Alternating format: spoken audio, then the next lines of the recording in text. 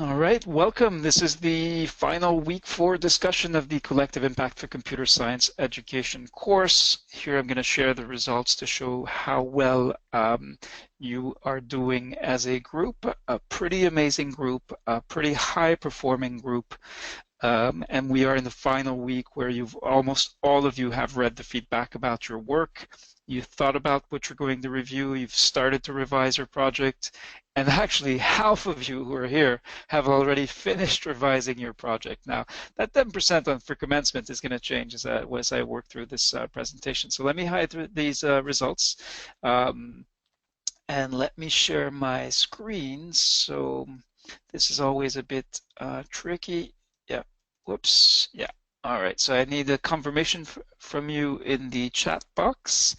If you can say okay, if you can actually see my screen. And yeah, how about now?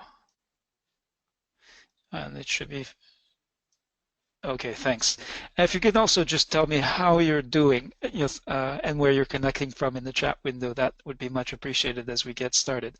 So as usual, we have a lot, and you're going to be stepping up to make a presentation for your elevator pitch. And in the materials panel of GoToTraining, you will find useful links for this week. One of them is called Week 4 Update Assignment. So if you haven't looked at this assignment, once you finish your revision, or once you know you're going to finish your revision, then look at that update. We're actually going to be practicing today. So what's today's agenda? First and foremost, a commencement ceremony invitation. You'll find that link in the materials. Course update and week 3 feedback, the week 4 update assignment I just mentioned. Then we'll be moving to the elevator pitches. So Quorum will give you feedback, and then other course participants will also give you feedback and comments and insights. So it's really start thinking about and getting ready to raise your hand and step up to basically summarize in 60 seconds. We're not going to be too harsh and just make it 30 seconds. You'll have 60 seconds to tell us why the National Backbone Foundation should fund your backbone function. So that's what we're going to be doing. And so this will be as much about communication skills as it is about the substance of what you've been working on.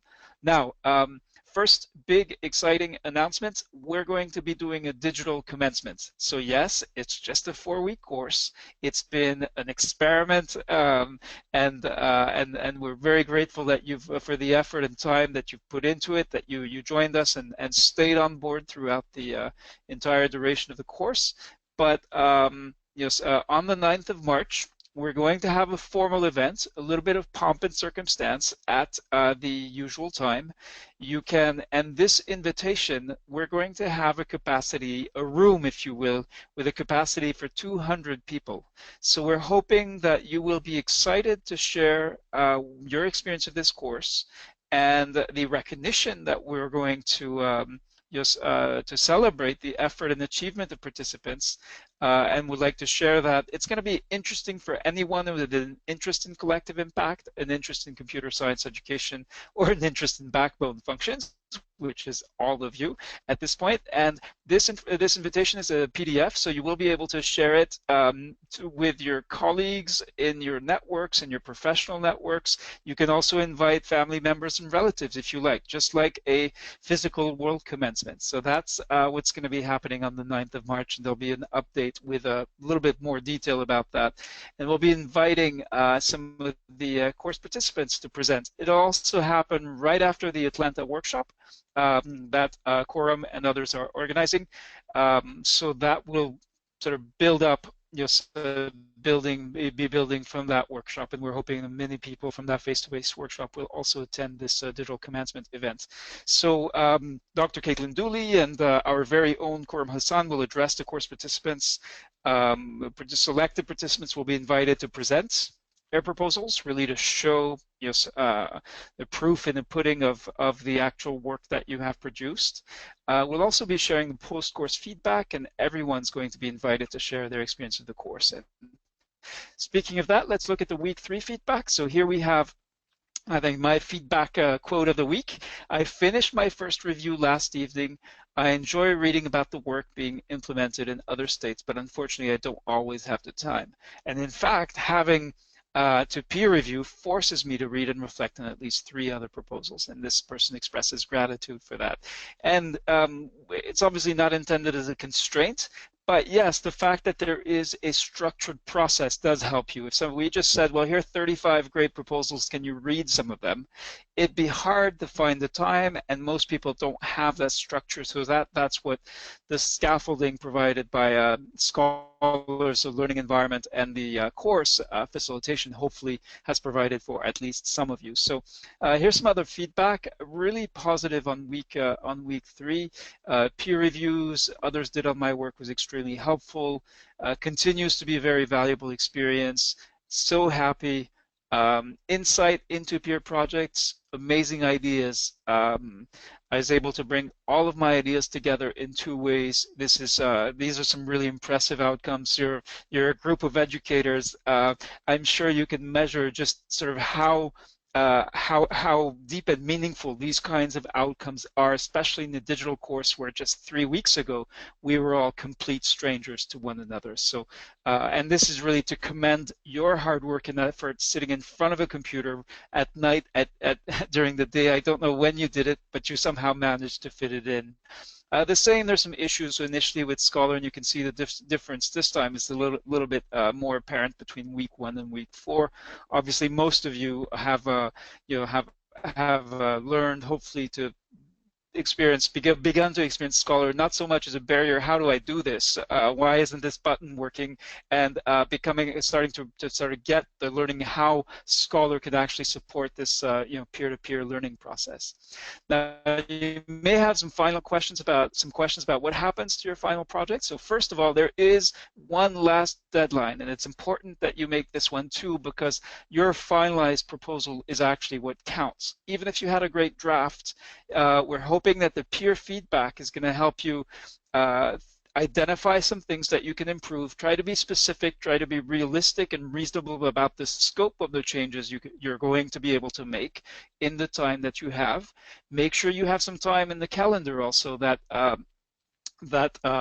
you've actually locked down, where you're going to be free of distractions and going to be able to really concentrate on that revision. Can be quite an intense process. And then in addition to the certificate, we feel that in a way the best way to show what you've achieved with the course is to actually share your proposals. So you'll be able to share it on your Scholar profile, and in the community you'll also be able to download it as a PDF and share it wherever you may want to, and with whomever, perhaps with your collective impact initiative if you have one, to show what you've actually achieved. And we're also going to be requesting a little bit more formal publishing agreement now. Don't be scared by this. I don't want to just overdo this, just so you understand the process. You've produced amazing stuff. So this could be very valuable in helping others who are learning about collective impact as case studies, as examples of what a good quality project funding proposal for a backbone function actually looks like. So there is in Scholar a feature where you're going to receive a request asking you explicitly for your publishing agreement. And then just to be clear, you remain the owner. It's your work. It's yours to keep. We're just asking for permission to use it. So that's basically what that, and you can agree, you can disagree, that's fine too. Or you can just ask, you can just say, well, I'd like to discuss, I have some issues, especially if anything you shared is sensitive or if there are any issues there. So that, that is basically it for the presentation this week. Before I hand it over to, actually I am going to hand it over to Coram, but this is the week 4 day 2 update assignment, and this is what we're now going to be asking you if you would like to take a stab at this. I know it's not quite the same as working on your own in Creator, but if you had, and we're going to set the timer for 60 seconds, and then we're going to hear some of the elevator pitches from you. So while you're thinking about that and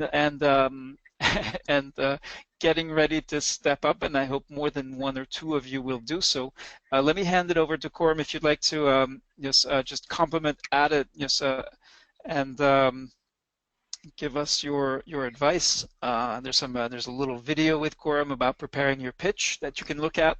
That's also in the materials tab. Quorum, how are you doing today? And what's your message for the backbone function participants gathered today? Hey everybody, I see that there's 23 of us together. It's a great group.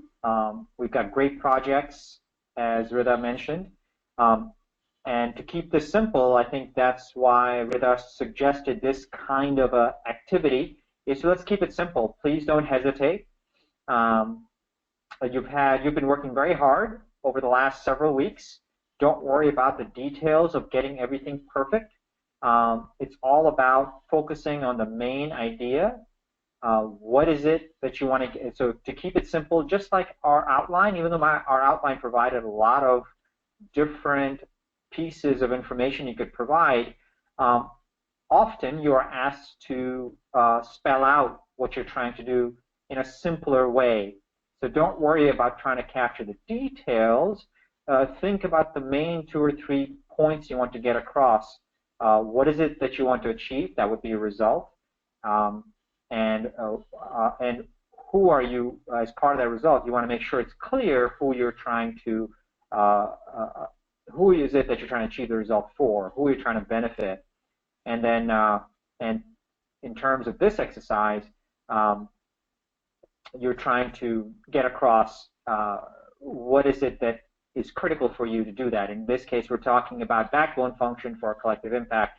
So just talk about what do you want to do, and then what's critical to help you get there. In this case, you're trying to tell us why a communication strategy or a evaluation strategy or a facilitation strategy or leadership strategy is so critical. And so you want to focus on the most important 2 or 3 things at the most. And that's it. And it'll help you because not only for funders, but as we've been mentioning all along, you are often trying to enroll partners and peers and allies, and not just for funding, but to help enroll everybody in a collective effort. And people ask not to be rude or pushy or questioning your work, but they may want to support you, but they want to understand what you're trying to do, and you won't have often a lot of time. So let me just stop there. Keep it clear and focused on the most important thing you're trying to get across.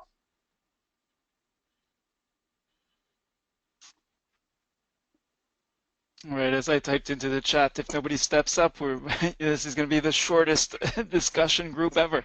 Yes, the thing is, we know how good your projects are, right? We know how good they've been at doing, just at putting together, writing up these great projects, and really digging into the detail and the nitty-gritty of it. This is about, stepping back, and you've got a chance to just make that pitch.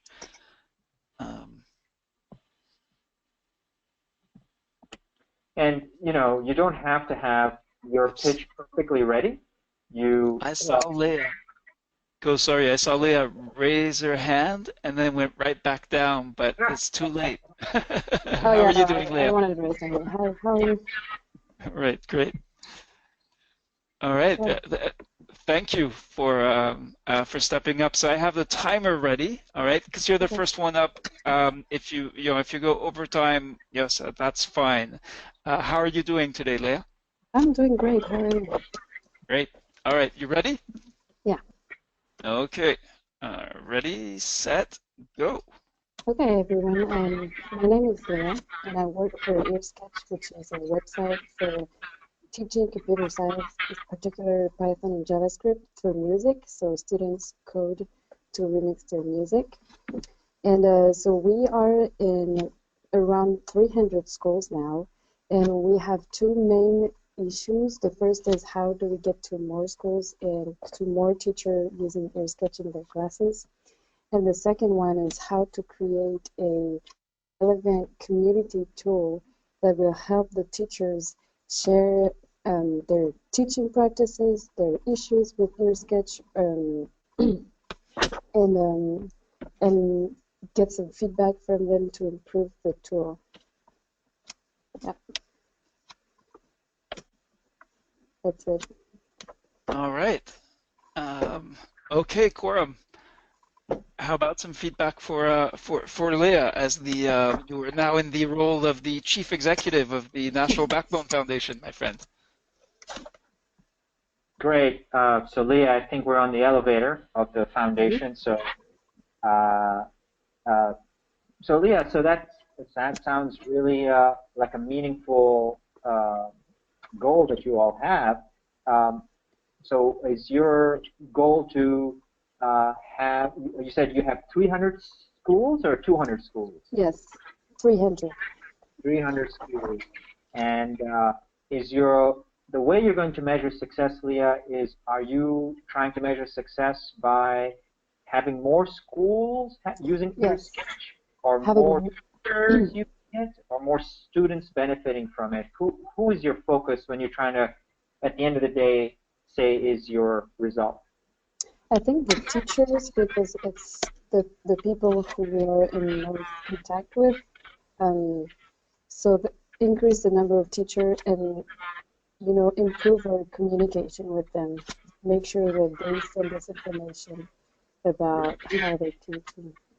Got it. So to me, as someone who doesn't know anything about EarSketch, so when I hear EarSketch, would you be happy if in my mind now, I believe that EarSketch is something that is all about helping teachers how to teach better? Yes, in a very engaging way.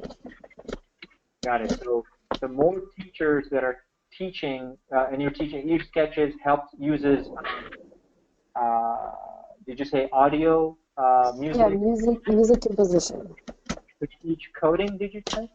Yes, exactly. So the fact that it doesn't matter necessarily if there are more, through EarSketch, there are more kids coding. For you, what matters is that could be happening, and that's good. But in your case, you're trying to build the capacity of teachers to be able to teach coding better through EarSketch, which is using audio, music to teach coding. So if teachers are teaching better, that's your end result, and you would be excited about that. Yes, and ultimately, we had some research showing that, you know, teachers who teach EarSketch have higher engagement rate in their classrooms and higher participation. So the ultimate result, if more teachers use EarSketch, is that more students are interested in computer science and take computer science classes. Great. So my feedback then would be that that I think you still have to continue to clarify your ultimate results, because challenge any program, whether you're talking about in a classroom, in a community, in the country, is that everything is connected. So it is very hard to say that okay, where is it that we're going to pick as our result statement? So what I recommend to people generally is take a look at what your project specifically is geared to focus on. So it is okay. Often, even funders, they're not always knowledgeable about an issue, so they need help figuring, and they'll ask for help if they realize they don't know everything, and no one knows everything. So that's why I'm trying to be a humble funder in this role. And so I would give the feedback that I think your tool sounds like it could really help teachers, but I think you may want to sharpen your ultimate result with teachers. And then what is important to realize about any project, whether you're talking about collective impact or a general community project, is to realize that you can measure other results, but you have to think about what are you built to make an impact on. Are you built to make an impact on teachers or students or families? And so I recommend, it sounds like in your case, you really are built to help build the capacity of teachers to be much more effective using music. This is me as someone who doesn't know about your work. However, other indicators of success include looking at the outcomes for the kids, looking at outcomes for the schools, and how they're using the product better, because one or two teachers are using it, or some teachers are using it. The growth in the number of schools is also another indicator. But those are other indicators and other outcomes. But sounds to me like your product is really designed to help the capacity of the teacher. So let me stop there. That as a quick elevator conversation. I have to go to another meeting now, so I got to run. Good luck with your work. Thanks, Go. So, right, we have Mary up next, and we've only got 10 minutes, but I do want to remind you that you're invited to do this elevator pitch, post it as an update in the community, and I'm sure Ko will give you some quality feedback there. Mary, how are you doing? I'm fine. How are you? Great, great. All right, so I'm just going to, without further ado, just start the timer. Okay. I'm going to kind of give y'all my self pitch as if I'm talking to the Madam Chair. I'm assuming that I've just ran into her on the elevator. Hi, Madam Chair. My name is Mary Tumlin, and I'm from Jasper County Middle School in Monticello, Georgia. I'm headed to your office now, and I'm a candidate for your grant to fund integration of computer science with your foundation. I'm working to build a STEAM program in a small rural middle school in Georgia. I hope that you will agree that funding from your foundation would help us incorporate technology into the core curriculum while providing necessary teacher training. I'll see you in a little while. That's it. All right.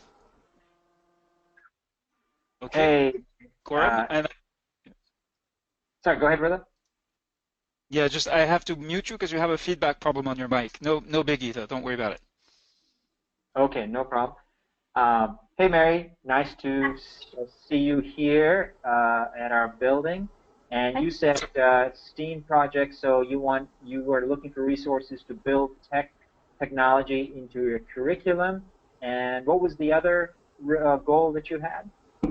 I said that I wanted to build STEAM, to build a STEAM program by integrating technology into the core curriculum and providing teacher training. Great, great. So that's what you want to achieve. And is there a backbone function that you wanted to get support for? Well, my backbone function, some of them didn't cost anything. One was the overall program of just implementing STEAM to inundate instruction into the of technology into the core. And then I had another function of the teacher training was going to be one of my backbone functions is developing their true knowledge of specific areas that was needed. But one of the backbone functions that I felt like I completely redid this last night on my paper, but flexibility of scheduling student classes. And so mine don't cost a whole lot. It's just the STEAM activities themselves would be what I would need funding for. Great. Well, it sounds like a very worthy objective. My feedback would be really quickly, Mary. I need to run to another elevator for another conversation probably. So quickly would be that these are some of what you're describing sound like strategies to achieve your goal. In terms of backbone, so these are very valid strategies to get more kids exposed and taking courses, STEAM related courses. Backbone functions, remember, are things that help make your strategies happen, your activities happen. So one of the recommendations I would make is, since this is with the backbone funding foundation, is to think about what will enable these strategies to occur. So the communication, the coordination of things at your school, or your communication coordination with the state DOE, or with code.org. Who are you going to bring into the picture? How are you going to coordinate things? What kind of leadership is required to facilitate the conversations, to make the changes happen? Those are typically the backbone functions. So I encourage you to think about those enabling activities that you could do, you need additional resources. That's where you could get the additional resources to help you speed up and address, get these changes made, because changes sometimes require additional time and energy. So good luck. Well, let me add one thing real quick. I forgot to add that on my training, was that I had established training through our RESA, which is our Middle Georgia Regional Educational Services. So I was going to establish that through RESA and the Georgia DOE. So I guess I did have some of that.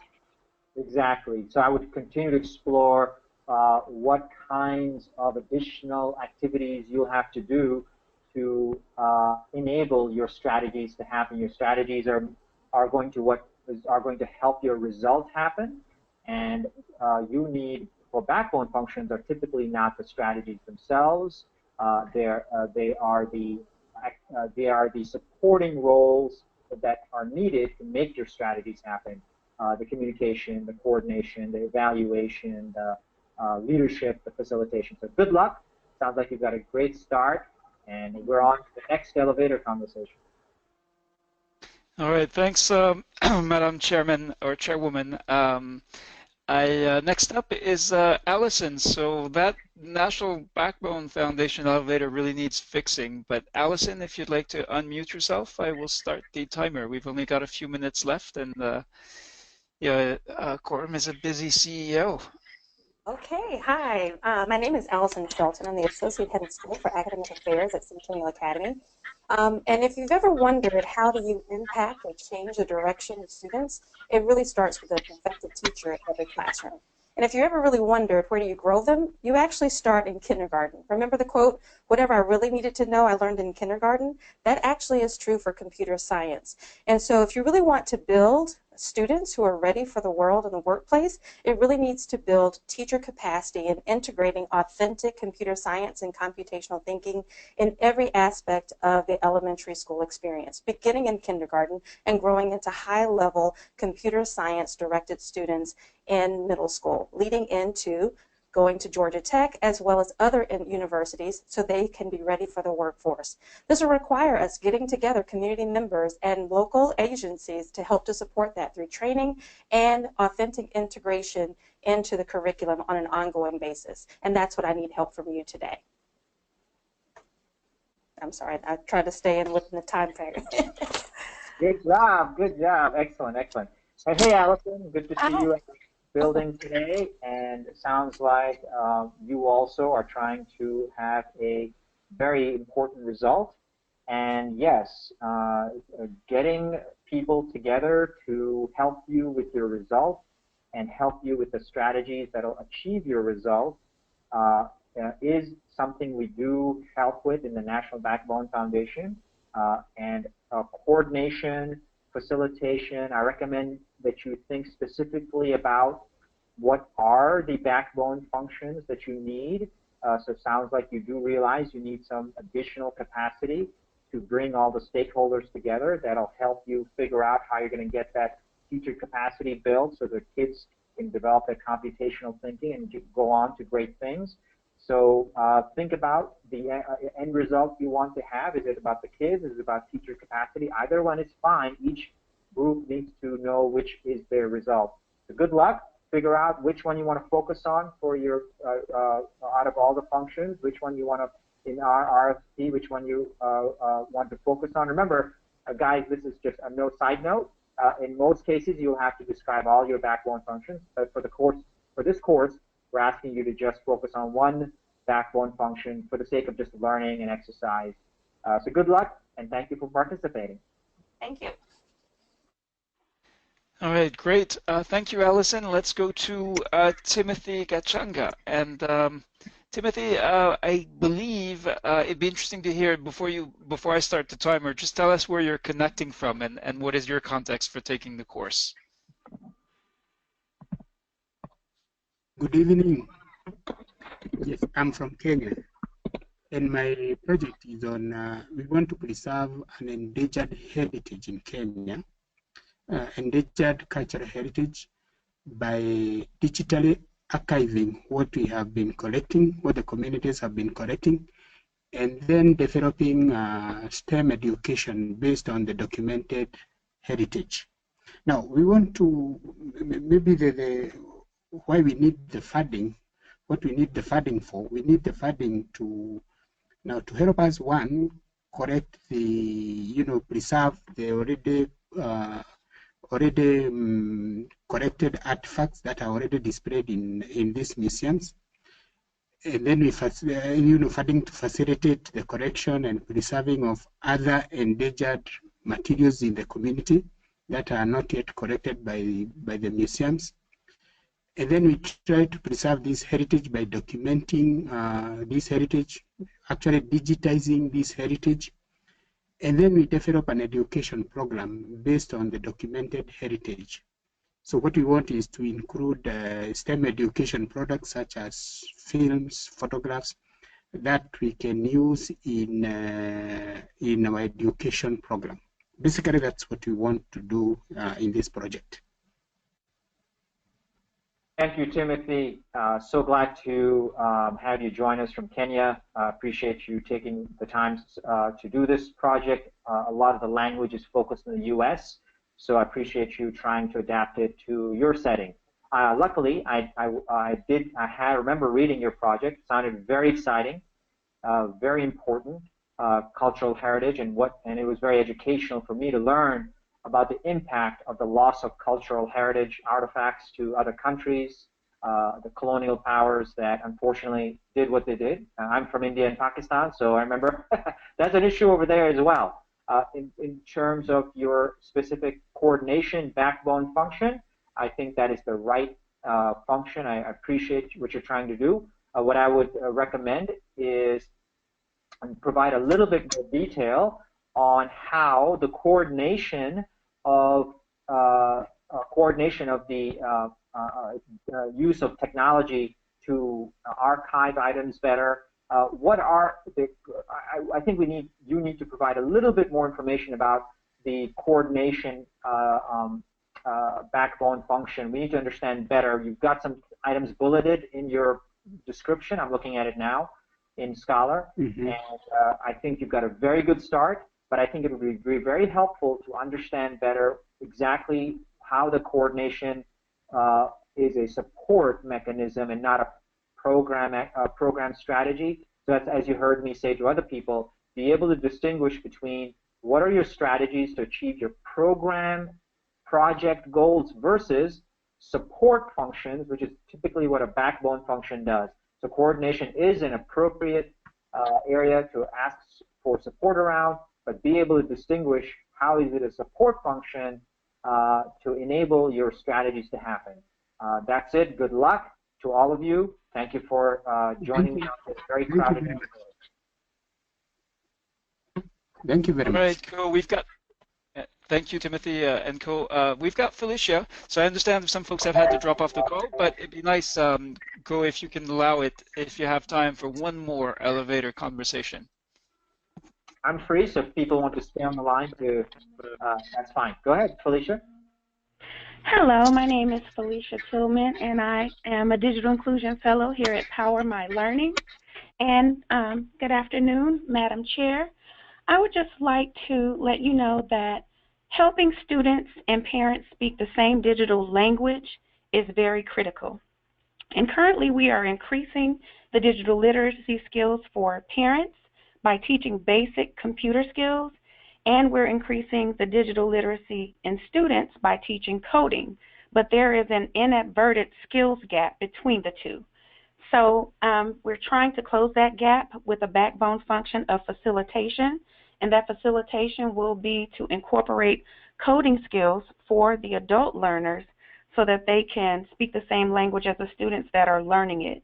And the backbone function, the purpose of it is needed for successful implementation of a curriculum into the existing course, also to manage a think tank application group of those parents and students to solve real life issues in the community with coding solutions. So I just wanted to tell you that I have applied for the grant, and I am open for all feedback. Felicia, I'm familiar with Power My Learning, so glad to know you all are in the course and taking the course. Help me understand real quick. When you are focused on the skills gap for this proposal, and you want resources to facilitate solutions around the skills gap, correct? That is correct, to bring the skills gap between the parents and the students to close that skills gap, because students are learning coding and parents are learning basic computer skills. Great. Quick feedback. The backbone functions, once again, you'll keep hearing me say this. A lot of you have applied collective impact to a classroom or a project or a program setting, which is fine for a learning activity, but understand that typically collective impact is used in a larger community setting with multiple institutions and actors involved. So the one way to talk about facilitation certainly is in a program setting, but that's typically not a backbone function. So what I recommend that you think about is that in your case, if you are looking at in your community, whether it's a county or a city or neighborhood, if you're able to bring multiple institutions together, companies, schools, universities, parents, multiple stakeholders, we would be interested in facilitating funding somebody, funding a resource, funding a function that brings together these stakeholders to facilitate that conversation. And then out of that, there may be strategies that you do, such as closing a skills gap. We would not fund that, but we would help facilitate you developing a solution of where you're going to find the strategy to close that skills gap. So we, as a Backbone Foundation, don't fund a program to facilitate an activity, but we fund maybe facilitation for community stakeholders to come together to have someone facilitate a dialogue about what the solution is. So that's one important distinguishing feature between funding something in a program versus funding something at a community level. So I hope that was helpful, everybody. Keep up the great work. Collective impact, and particularly backbone functions, can be confusing, but always remember, what is needed in a program is different from what is needed in a collective community effort. Great, thank you, Ko. Thank you, folks, and a great big thank you to the extra peer reviewers. So I'm talking about Rochelle Robley, Felicia Tillman, Paige Sutcliffe, Elizabeth Bloom, Barbara Ann Brown, Mary Tumlin, and John Gifford. Thanks to you, many people who would have otherwise ended up with 1 or 2 reviews got 3. I saw some folks actually got 6 just because of how diligent you were about doing the reviews you received. So really above and beyond that's been the sort of key word for this course throughout. Obviously, we're a much smaller group than what we started, so that makes this group and each and every one of you even more special than you were 4 weeks ago. So it's been wonderful. We are planning to make a big splash with that commencement ceremony. We're hoping that you'll invite your colleagues to come and check out what exactly happened in this digital space, and will be joining us for that event. Remember that your colleagues are invited, your relatives and family members as well. Yes, we know it's just a 4-week course, but there's no reason why, just because it's in a digital space and you're working from a computer, why there should not be a little bit of pomp and circumstance. So with that thought, good luck. And best wishes, really, finishing up your projects. We're looking forward to reading and reviewing the final ones. Do look for that publishing agreement, and as soon as you can, we'd love to see more elevator pitches. Now you can record yourself in the video, you can post the text. Do it whatever feels comfortable to you, but as a way of actually synthesizing what you've been working on at the very nitty-gritty detail level in Creator. Here's your chance to sort of sum it up and take a step back and tell us what it actually, the sort of kernel of your backbone function that you proposed for this in your project. So thank you very much. Thanks, Ko and Juan. I hope you all have a great week and look forward to seeing you on the 9th of March. We're hoping that folks who didn't make it all the way through the course will be joining as well, so we're going to be encouraging them to come and show support and recognize your effort and achievement. I'm just going to unmute everyone so we can do what human beings do and greet each other. Say goodbye. Thank you. Thanks, everyone. Good luck. Wonderful. Remember the conversation and continuing the community. Wishing you all well. Bye. Thank you.